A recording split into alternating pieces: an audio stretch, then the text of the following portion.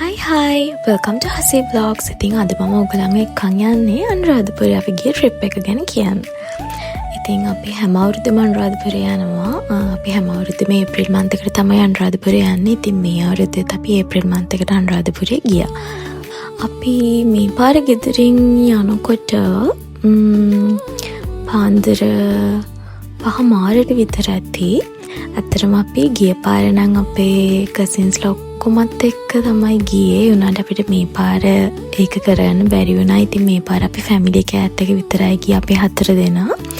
ඉතින් යන ගමන් අපිට බඩගින්නක් ඇවිල්ලා අපි නැවැත්තුවා. ඉතින් එතන තිබ්බේ උදේ කෑම විදිහට බත්. ඒ වුණාට අපිට බත් කන නම් උඩ එකක් නෙමෙයි තිබ්බේ. ඒ වුණාට ඉතින් තිබ්බ බඩගින්නේ හැටියට එතනින් බත් කාලා ඊට පස්සේ අපි යන ගමන් ආයෙමත් අපි හොය හිටපු ජාති කඩයක් හම්බුන නිසා අපි එතනිනුත් නවත්තලා එතනින් උළුදු වඩේ, පොල් රොටි, එතකොට මං කල්කිරි බොන්නත් ආසයි. ඉතින් මං කල්කිරි එකක් ගත්තා. ඉතින් අපි දෙවෙනි පාරටත් ඔන්න උදේට කාලා ආයෙමත් යන්න පිටත් වුණා. කොහොම හරි අපි යනකොට අනුරාධපුරේට 12 විතර වුණා.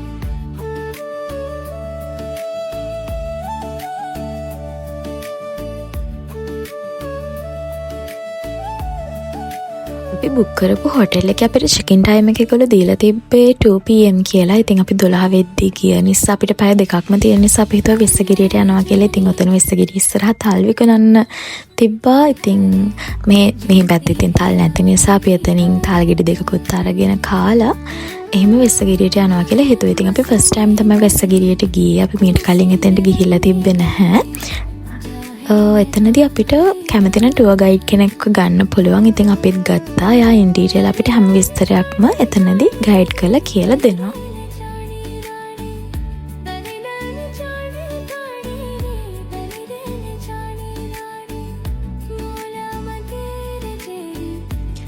ඉතින් ඔය ඉන්නේ අපි ගත්ත ටුවර් ගයිඩ්.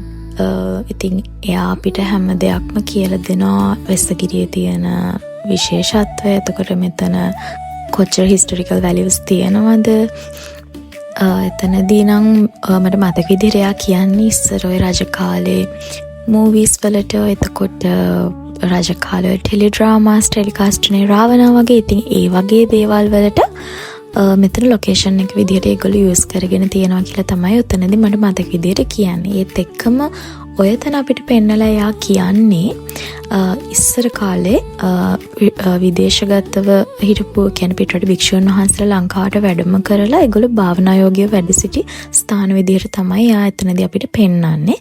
ඉතින් ඔය ශිලාලේඛන, එතකොට ඔය සීගිරි බිතුසිතුවම් වලට සමාන ගොඩාක් බිතුසිතුවම් මෙතන තියෙනවා. ඒ වගේ විස්තර ගොඩාක් ඉතින් අපිට කියලා දුන්නා. කොහොම හරි ඉතින් පැය දෙකක් අපි දන්නේම නැතුව එතන ගෙවිලා. ඉතින් අපි 2 වගේ වෙද්දී අපි හිටපු හොටෙල් එකට ආවා. ඕක තමයි අපි හිටපු හොටෙල් එක. ඇත්තටම හොටෙල් එක ගැන කිව්වොත් ඒක බජට් හොටෙල් එකක්. අපි 1 night වගේ ඉන්න තමයි ප්ලෑන් කළේ. ඉතින් අපි එන ටයිම් එකේ ඒගොල්ලෝ අපිට වෙල්කම් ඩ්‍රින්ක් එක විදිහට සර්ව් කළේ. මට මතක විදිහට ඔරෙන්ජ් ජූස් එකක්. ඔරෙන්ජ් ජූස් එකක් තමයි ඒගොල්ලෝ අපිට සර්ව් කළේ. ඉතින් එහෙම කියන්න තරම් ලොකු ඉෂුව එකක් නැහැ. ඒගොල්ලන්ගේ සර්විස් එක ඇත්තටම හොඳයි. අපි ගත්ත ඩිලක්ස් රූම්ස් 2ක් බෙඩ් ඇන්ඩ් බ්‍රෙක්ෆාස්ට්. ඔය තියෙන්නේ අපේ අම්මලා හිටපු රූම් එක. අනිත් රූම් එකේ තමයි අපි හිටියේ. මායි මල්ලි හිටියේ අනිත් රූම් එකේ. ඕක තමයි අපි හිටපු රූම් එක. ඉතින් ඒගොල්ලන්ගේ වොෂ්රූම්ස්, එතකොට ඒගොල්ලන්ගේ හැම දෙයක්ම ක්ලීන්. ඔගොල්ලොත් යනවා නම් යන්න. ඒගොල්ලන්ගේ සර්විස් එක හොඳයි. හැබැයි අපි නම් ඒගොල්ලන්ගෙන් කෑම ගත්තේ නැහැ. කියන්නේ අපි බෙඩ් ඇන්ඩ් බ්‍රෙක්ෆාස්ට් කිය නිසා අපි ඒගොල්ලන්ගේ බ්‍රෙක්ෆාස්ට් එක විතරයි ගත්තේ. ඉතින් අපි ගිය හැටි ඔන්න චේන්ජ් කරගෙන පූල් එකට යනවා කියලා හිතුවා. මොකද හරිම රස්නේ. ඒප්‍රිල් මන්ත් එකේ ඉතින් කොහොමත් රස්නේනේ.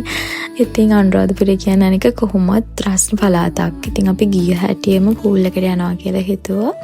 ඊට පස්සේ අපි චේන්ජ් කරගෙන තමයි දවල්ට කෑම කන්න ගියේ. අපි කෑම කන්න ගිය තැන එතන ඉඳන් ඉස්මත හොටෙල් එකේ ඉඳන් විනාඩි 5ක වගේ දුරක් තියෙන්නේ ගැමි රසට. මට මතක විදිහට ගැමි රසට. ඉතින් ඒගොල්ලන්ගේ varieties ගොඩාක් තිබ්බා. ඉතින් අපි බඩ පැලෙන්න එතනින් කාලා ආයෙමත් ඇවිල්ලා හොඳ නිින්දක් දැම්මා. මොකද අපි හවස් වෙලා මහසෑයට බෝධිගාවට යනවා කියලා හිතලා. ඉතින් ඔන්න අපි හොඳ නිින්දක් දාලා නැගිටලා ලෑස්තිලා ඉන්න මහසෑය ගාවට බෝධිගාවට යන්න. කොහොමත් මම නම් කැමති රෑවරුවට මහසෑය ගාවට යන්න. මොකද උදේවරුවට ගියාම ටිකක් රස්නේ වැඩිනේ. ඉතින් අපි හැමදාමත් වගේ අටපිරිකර අරන් පූජා කරනවා. එතකොට ඉතින් අපි මල් ගත්තා. අටපිරිකර ගත්තේ හැම දෙයක්ම අරගෙන ඉතින් මහසෑයට ගියා. ඉතින් මුලින්ම පහන් පත්තු කරලා හඳුකුරු පත්තු කරලා ඊට පස්සේ ඉතින් අපි ගත්ත මල් පූජා කරලා අටපිරිකර පූජා කළා.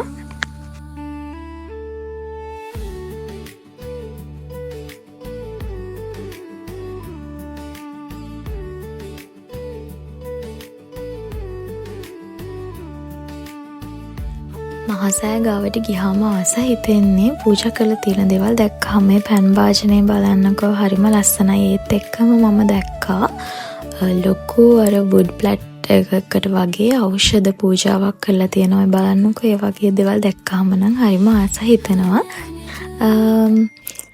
මට ඔයගලන්ට කියන්න බැරි වුණානේ. මං කිව්වද දන්නෙත් නෑ. අපි මේ පාර අනුරාධපුරේ දෙපාරක් ගියා.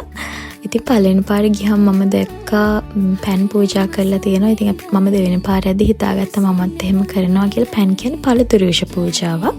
ඉතින් මම දෙවෙනි පාරදී පළතුරුෂ පූජාවත් කළා. ඉතින් අපි ඊළඟට ගියේ ජයශ්‍රී මා බෝධියට. ඉතින් අපි ආයමත් මල් ගත්ත ජයශ්‍රී මා බෝධියට පූජා කරන්න. කොහොම හරි අපි යන ටයිම් එකට උඩමළුව වහලා තමයි තිබ්බේ. ඒ තවලක් උන්නේ අපි දෙවෙනි පාර ගියාම ගියා. ඉතින් ඔය තියෙන්නේ second day morning. ඉතින් නැගිට හැටිය මොනරුන්ගේ සද්ද තමයි ඇහෙන්නේ. හරිම ෂෝක් ඉතින්. ඔය අපේ රූම් එකට තිබ්බ view එක. ඔය අපිට දෙන්න හම්බුණ bed tea එක. ඊට පස්සේ ඉතින් අපි change කරගෙන breakfast වලට පල්ලෙහාට යන ලෑස්ති වුණා. අපේ breakfast වලට ඒගොල්ලෝ අපිට තිබ්බේ string hoppers, coconut sambal, එතකොට potato curry එකක් තිබ්බා, creamy potato curry එකකුයි, chicken curry එකකුයි, watermelon juice එකකුයි. අතරම කෑම නම් හරිම රසයි. ඉතින් අපි ඒගොල්ලන්ගේ breakfast එකත් අරගෙන check out වුණා. ඊට පස්සේ අපි එන ගම දවල්ට කන්නත් ආයෙමත් ඉතින් නැවතුනේ. අර අපි එදා අපි කෑවා වගේ අපි first day එකේ කෑවා වගේ ගැමි රසට ඒ වගේ කඩේකින් තමයි. මොකද අපේ අප්පච්චි හරිම ආසයි රයිසන් කරි කන්නේ. ආසම නැහැ අනිත් ජාතිය කෑම කන්න. ඉතින් ඔය විදිහට තමයි අපේ trip එක end උනේ. So thank you so much for watching my videos. Let's meet again in another beautiful video. Until then, bye.